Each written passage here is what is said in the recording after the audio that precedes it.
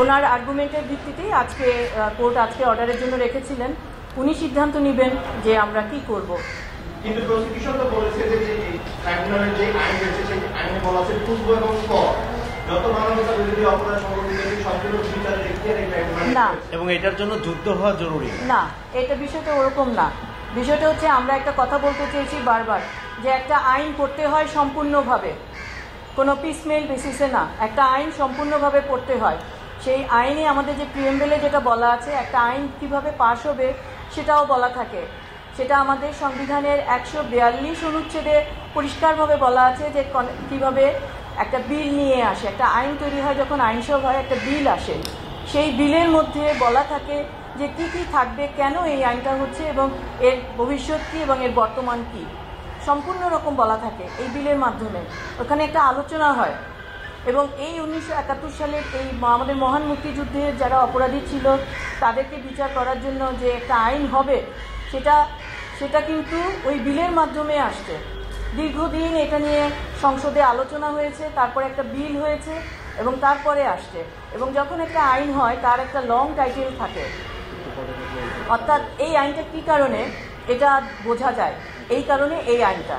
আমরা যেটা বলতে চাই সেটা হচ্ছে যে যুদ্ধটা হচ্ছে বেসিক কগনেট ল এবং যুদ্ধের পরবর্তী এই যে আর যা যা আছে তার সাথে এগুলো হচ্ছে অফশুটস, অর্থাৎ এই কগনেট লয়ের হচ্ছে আদার হ্যান্ডস, অর্থাৎ এখান থেকে শাখা প্রশাখা হিসাবে বের হয়ে আসছে। আমাদের ল্যাটিন প্রবাদ আছে ইজাসডাম জেনোরিস, এটাকে বলে ইজাসডাম জেনোরিস। যেমন এখানে আপনারা অনেক সাংবাদিক ভাইয়েরা আছেন, আবার অনেক বোনেরাও আছেন, সবাই কিন্তু সাংবাদিক, কিন্তু দুটো ভাগ আছে, ভাইয়েরা একটা ভাগ, বোনেরা একটা ভাগ। ঠিক ওরকমই ইজাসডাম জেনোরিসের যে বিষয়টা, তো এই আইনটাকে পড়তে হবে আপনাকে ওইভাবে। এটা এক একটা পিসমেল বেসিসে পড়া যাবে না।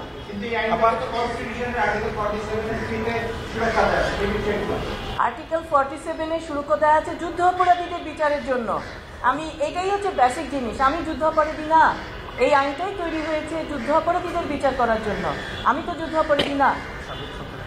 আইনে তো সুযোগ আছে, এখন আপনারা হাইকোর্টে যাবেন কিনা? এই আইনে তো সুযোগ আছে আপনাদের এই আদেশের বিরুদ্ধে হাইকোর্টে যাওয়ার, আপনারা হাইকোর্টে যাবেন কিনা? এটা আমার সিনিয়র মিস্টার এমআই ফারুকি, এটা ওনার ড্রাফট এবং ওনার আর্গুমেন্ট ছিল। উনি যদি সিদ্ধান্ত নেন আমি ওনার সাথে কথা বলবো, আমার ক্লায়েন্টের সাথে কথা বলবো। উনি যদি সিদ্ধান্ত নেন অবশ্যই আমরা যাব। আপনি আরেকটা প্রশ্ন তুলেছিলেন যে যেটা হচ্ছে কোর্ট বলছেন যে এটা তাদের বিবেচ্য বিষয় নয়, মানে জিয়াউল হাসান ওনার 7 আগস্টে ওনাকে আটক করা হয়, 16 তারিখে তাকে পুলিশ করা হয়।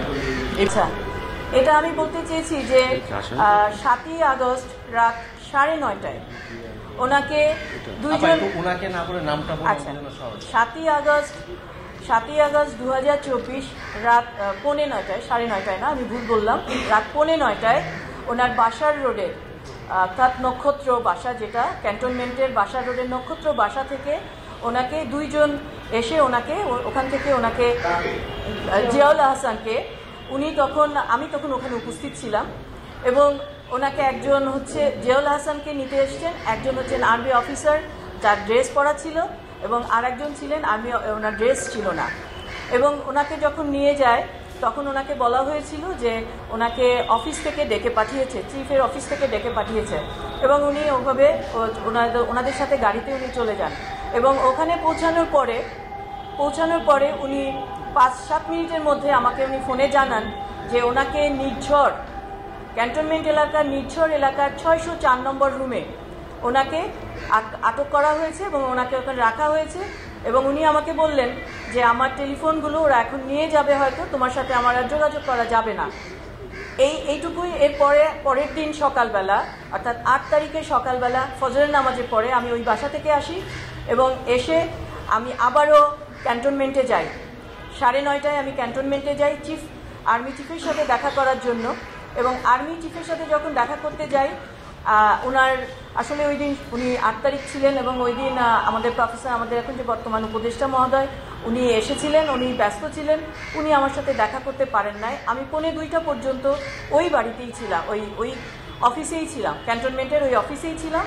এবং সেখান থেকে আমি আবারও আমি জিয়াউল হাসানের বাসায় যাই, বাসার রোডে, এবং সেখানে যেয়ে দেখি সেই বাসার মধ্যে অনেক আর্মি অফিসার দরজার মধ্যে তার যে কর্মচারী যারা ছিল তারা বসা এবং ওখানে সমস্ত কর্মচারীরা বসা এবং আমাকে ঢুকতে দেয়নি।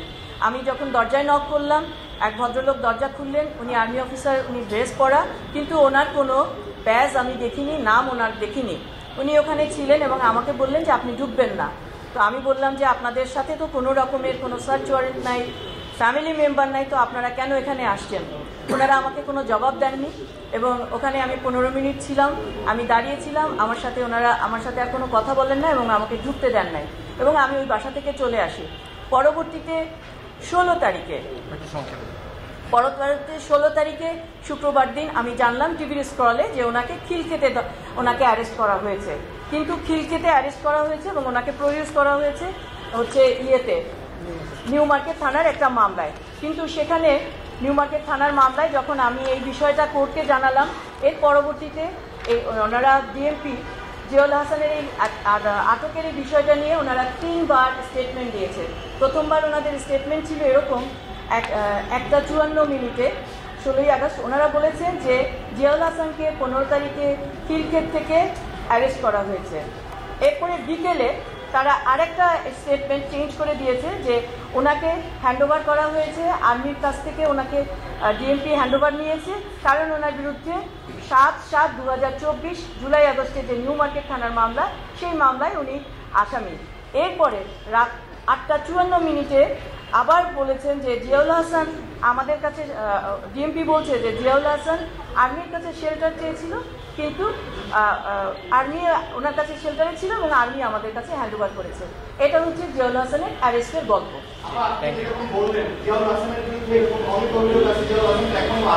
কিন্তু অনেকে এরকম জিয়াউল হাসানের নির্দেশে নেতৃত্বে অবস্থানে নিয়ে যাওয়া হচ্ছে, তারা কেউ আর পেরেই নেই, সেই বিষয়টি এটা আমি আপনাদের যখন এই বিষয়গুলো আসবে এরকম ঢালাওভাবে বলা যাবে না। আপনি একটা করে আমাকে জিজ্ঞেস করবেন, আমি একটা করে আমি আপনাদের কাছে কথা দিচ্ছি, প্রত্যেকটা কথা জবাব আপনারা পাবেন।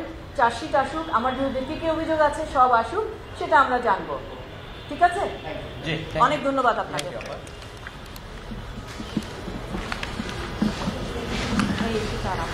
না